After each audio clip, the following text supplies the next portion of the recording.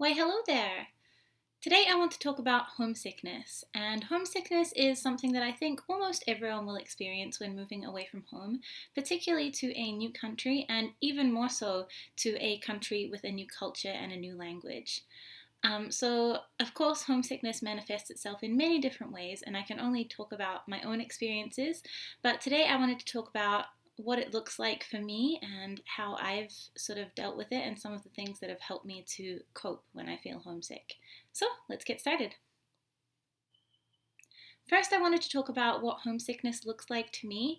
And of course, homesickness will look different on everyone, just like every emotion.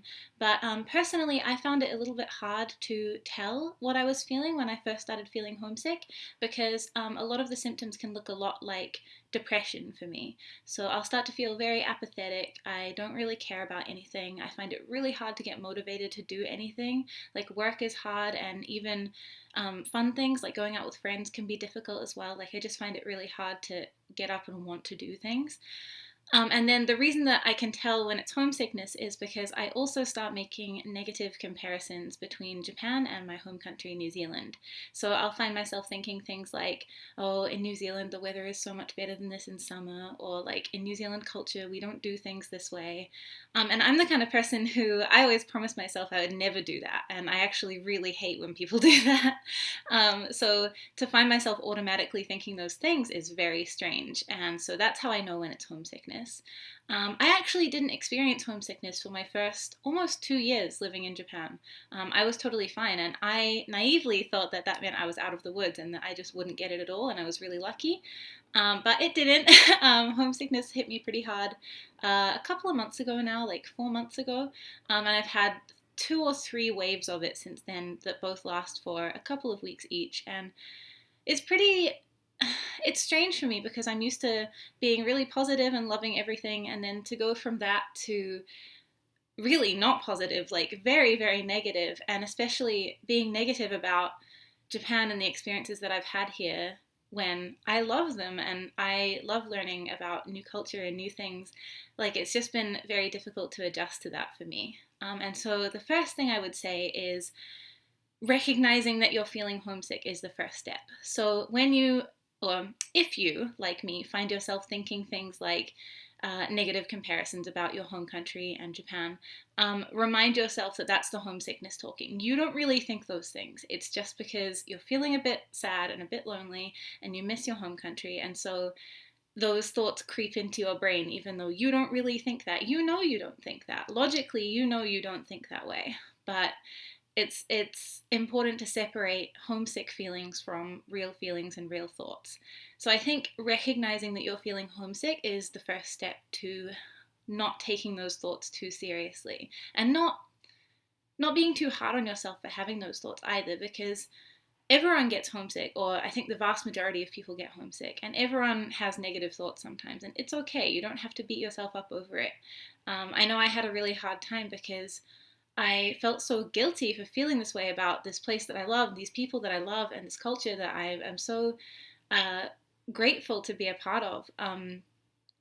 But it's not your fault. It's not like I said before, these aren't your real feelings. And you know that. You know that you are really grateful and really appreciative, and it's just a little down day that you're having. So I think my first point is to try not to feel guilty or beat yourself up over feeling homesick and the negative thoughts that that might bring on, because it only makes things worse if you think a negative thought and then you beat yourself up over it for like hours, because that makes more negative thoughts. It's just like a never-ending cycle. So yeah, that's how homesickness looks to me, and that's the first thing I would say is homesickness happens to most people, and it's really important to recognize that you're not alone with it, and it's okay to think negative things as long as you don't allow that to actually color how you really feel about things, and you recognize that, well, I'm just feeling a bit down at the moment, and so I'm having these thoughts that I wouldn't usually have. So yeah, that's important. Next, I want to move on to some more practical tips for coping with homesickness and some things that you can do to help to mitigate those sad and lonely feelings. So, the first thing is really obvious, and when you're homesick, you'll probably be missing family, friends, and pets from back home. I know this is how I feel. So, we're lucky enough to live in an age where technology is incredible, and we have Skype and FaceTime and all of these amazing technologies that allow us to contact people from all over the world. Of course, my first piece of advice is to contact your friends and family back home and organize like video calling. Sometimes you might not realize how much you miss just seeing someone as well as talking to them, and I think that can really help. One other thing I would add on to this is that I found it really helpful to video call people from New Zealand and walk around my like neighborhood and my area of Japan with them, and seeing how excited they get and how like enthusiastic they are about all of these things that are new to them that they haven't seen before that I see like every day really helps me to remember what an amazing experience I'm having and how lucky I am to be here.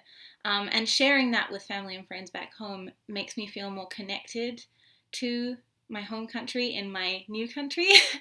I don't know if that sounds really weird, but it's something that I really liked doing and something that really helped me. Adding on to that last one, if you have any friends in Japan from your home country, get in contact with them and organize a time that you can get together and have like a home country culture kind of get together. So for me, I found, I don't know what it is, but there's something about hearing someone speak and like having someone's presence who's speaking in a New Zealand accent to me that is really comforting, and I find it helps me connect Japan with my home country and to not feel quite so alienated and so alone. Of course, finding people from your home country can be difficult. It'll be a lot easier if you're from somewhere big with a lot of expats like America, but it's definitely possible. And if you have any of those friends, try to organize like a little, for example, New Zealand night where you get together and watch New Zealand movies and like drink some beer. This next one is kind of the opposite way around from the last two.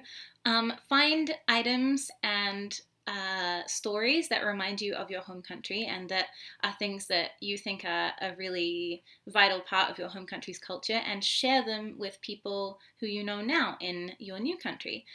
I found this a really wonderful way to talk about my country and my culture and to have other people experiencing it and appreciating it and being excited by it just makes me feel so proud to be from New Zealand and so happy to be able to share it with other people. It also reminds me how lucky I am to know amazing people in Japan now who want to take the time to learn about my country and my culture, and it's just it's been a really great way to share that and connect the two. Again, I think there's something really really special about connecting the two places, like the place that you're from and then the place that you live now. I think the main thing to me that's helped with homesickness is to bring those two together in different ways, so that I don't feel like there's such a vast gap between New Zealand and Japan, because I can use different things to bring them together and have them be in the same world. So yeah, I've had like a New Zealand Christmas in the middle of summer for my coworkers, which was really fun. And I've also brought in like New Zealand foods, and I have also taught a couple of my coworkers about Māori culture and a little bit of Māori language. And I did that at their request. Actually, that was one of the most amazing things, is that they asked me to talk to them about that kind of thing, and that really helped me to remember how lucky I am that I'm from New Zealand and now I get to share that with other people in other parts of the world, and that was something really special. So yeah, if you can't organize time with your home country friends and family, or if that's not something that helps you, try sharing your home country's culture with other people in your new country. I really found that helped. Again, a lot more than I expected. It's really strange what things have helped me. I know I keep saying that, but making this list and thinking about it, it's really been surprising what has helped me overcome homesickness the most. I really do think it's about bridging that gap between the two places and making it not feel so vastly different. So yeah, share your home country's culture and remember how proud you are to be from there and how amazing it is that you now get to share that pride with a new place. This next one is something that I'm doing in 2 weeks' time, and I'm so excited about it. So, if you have some funds saved up and some vacation time saved up, try to make a point to make travel plans.